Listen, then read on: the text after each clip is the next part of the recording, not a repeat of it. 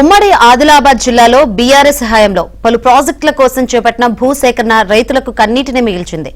ముఖ్యంగా కాళేశ్వర ఎత్తిపోతల పథకం కోసం బ్యాక్ వాటర్లో ముంపు తీవ్రతను అంచనా వేయకపోవడంతో వేలాది మంది అన్నదాతలు నష్టపోయారు. 4 ఏళ్ల పంట నష్టంతో అనేక మంది రైతులు ఆత్మహత్యలు చేసుకున్నారు. అటు లోయర్ పెన్గంగా ప్రాజెక్టులో భాగంగా చనాక కొరాట బ్యారేజ్ కోసం కూడా అస్తవ్యస్తంగా భూములను సేకరించారు. తాజాగా వివాదానికి దారితీసిన ఇథనాల్ పరిశ్రమ విషయంలోనూ గత ప్రభుత్వ పెద్దలు ప్రజల మనోభావాలకు విరుద్ధంగా ప్రైవేటు సంస్థకు సహకరించారన్న విమర్శలు వెల్లువెత్తుతున్నాయి. దీనికి సంబంధించి మరింత సమాచారాన్ని మా కరెస్పాండెంట్ మాంతయ్య అందిస్తారు. Over to you Manthaiah. BRS ప్రభుత్వ హయాంలో ఉమ్మడి ఆదిలాబాద్ జిల్లాలో కూడా ప్రాజెక్టుల కోసం భారీ ఎత్తున భూసేకరణ జరిపారు. ముఖ్యంగా కాళేశ్వరం ప్రాజెక్టు, కాళేశ్వరం ఎత్తిపోతల పథకంలో భాగంగా నిర్మించిన మేడిగడ్డ, అన్నారం, సుందిల్లా ఈ 3 బ్యారేజ్లకు సంబంధించి నిర్మాణం కోసం అటు పెద్దపల్లి జిల్లా, జయశంకర్ భూపాలపల్లి జిల్లా, ఇటు మంచిర్యాల జిల్లాలో కూడా వ్యవసాయ భూములను సేకరించారు. వేలాది ఎకరాల భూములను సేకరించారు. అప్పటికున్న మార్కెట్ ధర ప్రకారం చెల్లించి భూసేకరణ జరిపింది. అయితే ప్రభుత్వం ఏకపక్షంగా ముంపు తీవ్రతను అంచనా వేయకుండా జరిపిన భూసేకరణ వల్ల దాదాపు 4 ఏళ్లు ఈ ప్రాంత రైతులు దాదాపు 40 నుంచి 50 వేల ఎకరాల పంటలు ప్రతి ఏటా నీటమునిగాయి. కాళేశ్వరం ప్రాజెక్టు ఈ ప్రాంత ప్రజలకు దుఃఖదాయినిగా మార్చారు.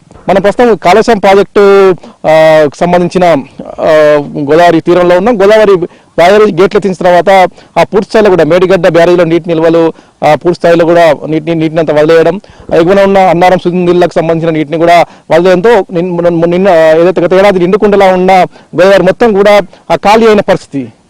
మొత్తం మీద కూడా ఇటు కాళేశ్వరం ఎత్తిపోతల పథకంలో జరిపిన భూసేకరణ అంశం ఇప్పటికి కూడా ఈ ప్రాంత రైతులు బీఆర్ఎస్ వల్లనే తాము నష్టపోయాం, కనీసం పరిహారం చెల్లించలేదు, భూసేకరణ జరపలేదన్న కోపం ఉంది. ఇదే కాదు, చనాక కొరాట బ్యారేజ్ నిర్మించారు. ఆ బ్యారేజ్ సంబంధించి పనులు ఇంకా పూర్తి కాలేదు. 3000 పైచిల ఎకరాలను బ్యారేజ్ కోసం సేకరించాల్సి ఉండగా ఇప్పటికీ అస్తవ్యస్తంగానే ఉంది. రైతులందరూ నష్టపోయారు. ఎవరికి పూర్తి స్థాయిలో పరిహారం అందించలేదు గత ప్రభుత్వం. అప్పటి నుంచి జరిగిన ఈ బ్యారేజ్ పనులను పూర్తి చేయడానికి ఇప్పుడు కాంగ్రెస్ ప్రభుత్వం ఆపసోపాలు పడాల్సిన పరిస్థితి ఏర్పడుతుంది. మరియు నిర్మల్ జిల్లాలో కాళేశ్వరం ప్రాజెక్టు 27 ప్యాకేజీలో భాగంగా భూసేకరణ జరపాల్సి ఉంటే గత ప్రభుత్వం సరైన సమయంలో నిర్ణయం తీసుకోవడంతో ఆ ప్యాకేజీ సంబంధించిన భూసేకరణ అంశం ఇంకా పెండింగ్ ఉంది. ప్రస్తుతం అక్కడ అధికారులు భూసేకరణ కోసం రైతులను సంప్రదిస్తున్న పరిస్థితి కనిపిస్తుంది.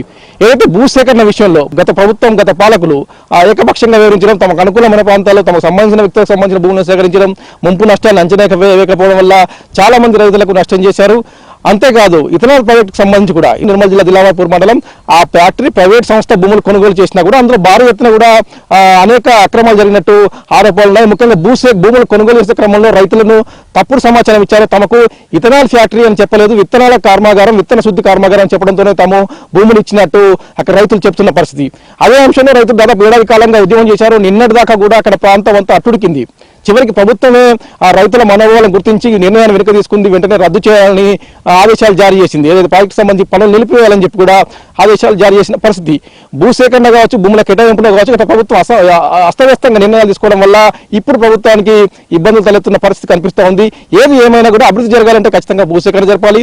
అక్కడ భూమికి సంబంధించిన రైతులు కావచ్చు, భూమి యజమానులు కావచ్చు, వారిని పూర్తి స్థాయిలో సంతృప్తి చెందిన తర్వాతనే ఆ ప్రాజెక్టులు ప్రారంభించాలని చెప్పి ప్రాంతవాసులు కోరుతున్న పరిస్థితి కనిపిస్తుంది.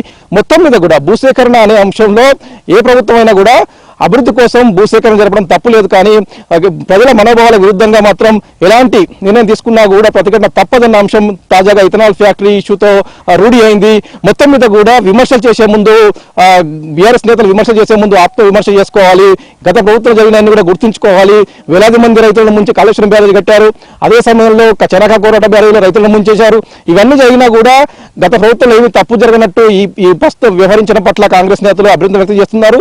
గత ప్రభుత్వం జరిగిన తప్పిదాలతో ఒక ఛార్జ్ షీట్ విడుదల చేస్తామని చెప్పి కూడా కాంగ్రెస్ ప్రజాప్రతినిధులు చెప్తున్నారు. ఇది ఇక్కడ పరిస్థితి. శ్రీనివాస్తో మాంతయ్య, ఏబినానవతి, ఉమ్మడి ఆదిలాబాద్ జిల్లా.